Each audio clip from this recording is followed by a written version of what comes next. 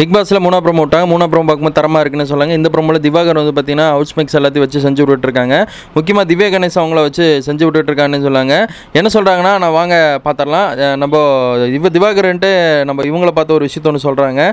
திவாகரை பார்த்து என்ன சொல்கிறாங்க, அதாவது ஐயோ திவாகர் 2 பேருமே திவாகருங்க.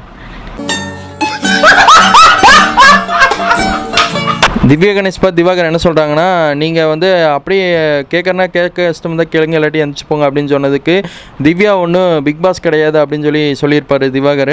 நீங்கள் இஷ்டம்னா இருந்தீங்க எந்திரிச்சு போங்கன்னு சொல்கிறதுக்கு திவ்யா வந்து பிக் பாஸ் கிடையாது. பிக் பாஸ்ட்டை கேட்டு தான் சொல்கிறேன் அப்படிங்கிறாங்க. என்னதான் கேட்டு சொன்னா இருந்தாலும் அது உங்களுக்கு சொல்கிறதுக்கு உரிமை கிடையாது அப்படிங்கிறாங்க. எனக்கு உரிமை இருக்குது அப்படின்னு சொல்லி அவங்க இதாக ஸ்ட்ராங்காக பேசுகிறாங்கன்னு சொல்லாங்க. அதை சொல்கிறதுக்கு உங்களுக்கு உரிமை கிடையாது. திவ்யாவோட ஆக்டிங் வந்து எனக்கு ரொம்ப பிடிச்சிருக்கு. அவங்கள வந்து ரொம்ப சூப்பராக போல்டாக பேசுகிறாங்க. அடுத்து என்ன விஷயம் சொல்கிறாங்கன்னு சொல்லி கேட்டிங்கன்னா, திவாகரை வந்து இன்னொரு விஷயத்த ஒன்று சொல்லுவார். மறந்து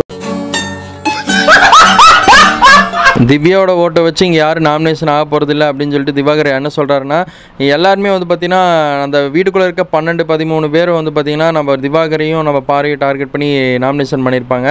அதைத்தான் வந்து திவாகர் அவங்க எடுத்து சொல்கிறாங்க.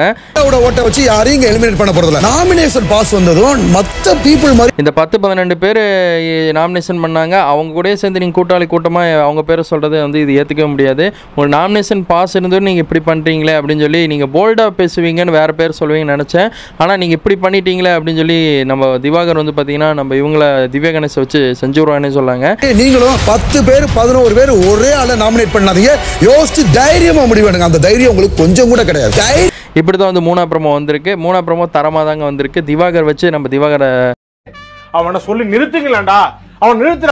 திவாகர் வந்து பார்த்தீங்கன்னா நம்ம திவ்யாவை தாழ்ச்சி எடுத்துட்டாருன்னு சொல்லாங்க. இதை பற்றி உங்களோட கருத்து கணிப்பு என்ன வரைக்கும் கமெண்ட்டில் பதிவிடுங்க. பிக் பாஸ் அப்படியே தெரிஞ்சுக்க ஃபாலோ பண்ணுங்கள். அடுத்தடுத்து அன்சீன் ப்ரோமோ என்ன நடக்குதுன்னு பார்த்து வரலாம். அடிப்பீங்க நான் எதிர்பார்த்தேன். உங்களோட போல்ட்னஸ்க்கு 10-11 நீங்களும் அப்படியே 2 பேரும் சொல்லிட்டு போயிட்டீங்க.